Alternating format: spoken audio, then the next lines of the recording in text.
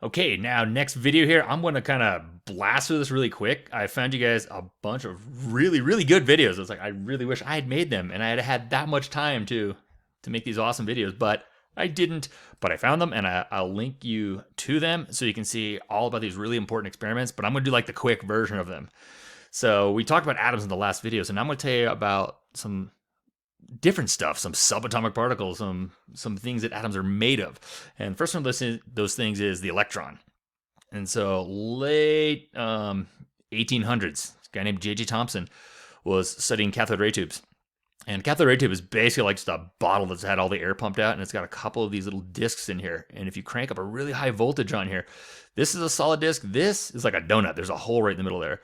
And if you crank up this voltage, all of a sudden a beam starts going through this thing. And sometimes they had a fluorescent screen in the end here. Sometimes they didn't pump out all of the air, and that was actually better because you could see the beam. So you see this beam going through here, but it was a weird beam. It wasn't a normal beam. It was a stream of particles, and it reacted. Like if you put electrically charged plates, if you put an electric field around this, you could bend the beam. So it's very unlike a laser pointer. Like if you flash a laser pointer next to a magnet, it doesn't care. But this beam, if it goes through a magnetic field, it would change. If it goes through an electric field, it would change. Really strange stuff. So they knew it was negatively charged based on how it deflected in these different fields. All right.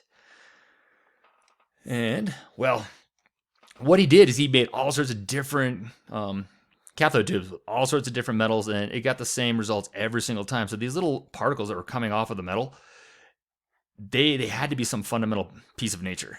And they were really small. They're like much smaller than atoms as far as like they knew in the day. They were small, teeny. So this had to be like part of an atom that was like flying out of here.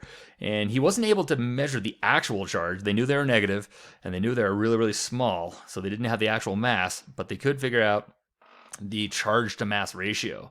And that turns out to be 1.76 times 10 to the 8 coulombs per gram. A coulomb is a unit of charge.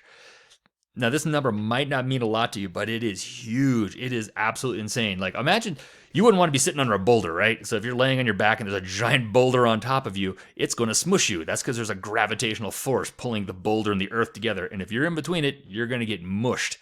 Now, imagine you had 1 gram of positive charge and then 1 gram of negative charge, and they're 1 meter away.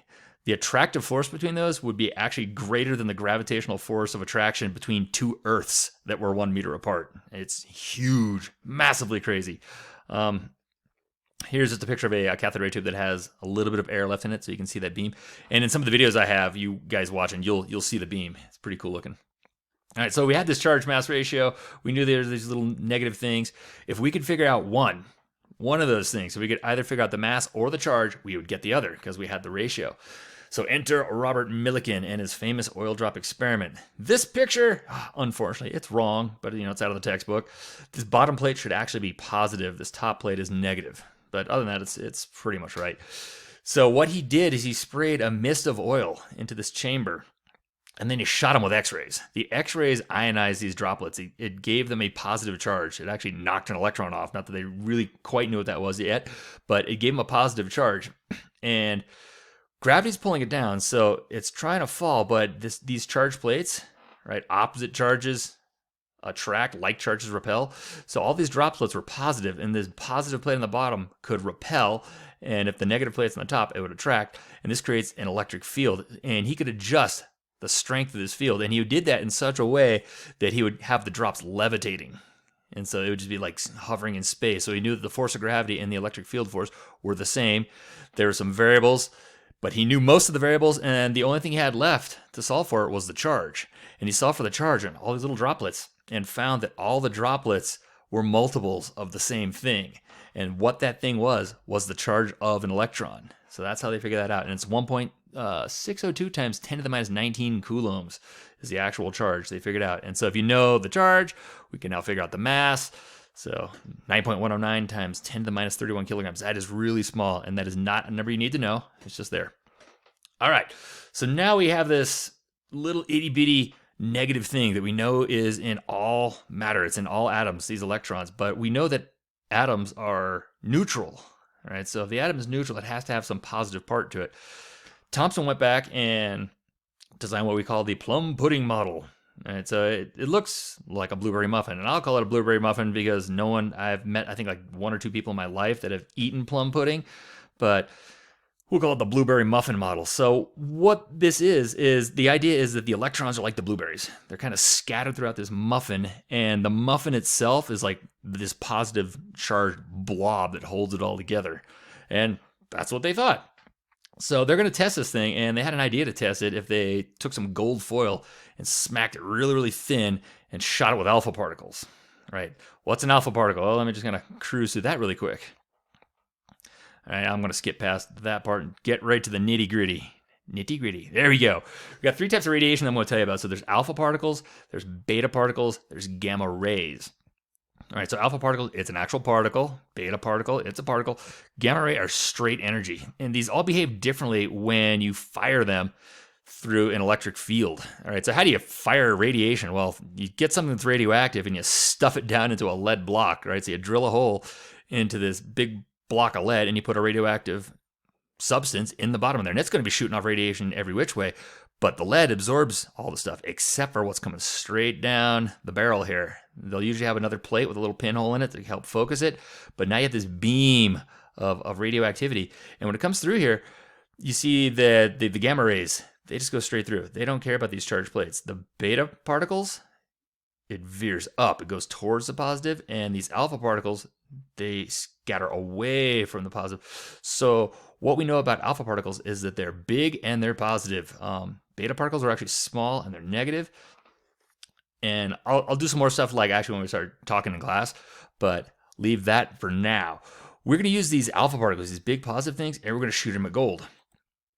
So they pounded this gold foil super, super, super thin, very, very, very thin. And they were going to shoot these alpha particles at it. And the idea was that it should go straight through. It should punch right through that mush like nothing. And they had all these little screens set up around, kind of circling this whole entire thing. All right, this had a coating on it that would make a little light, kind of it would fluoresce. So they sat around in this dark room and they looked like little sparks of light as they're going around.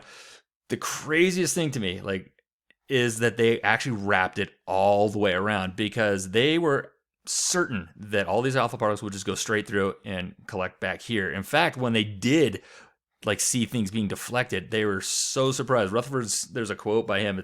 I don't know the exact quote, but it's something about like a 15-inch shell fired at a piece of tissue paper and it bouncing back at you.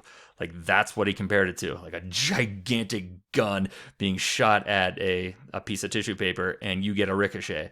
But it did. And so these particles were coming back and every now and then they went flinging straight back. So what does that mean?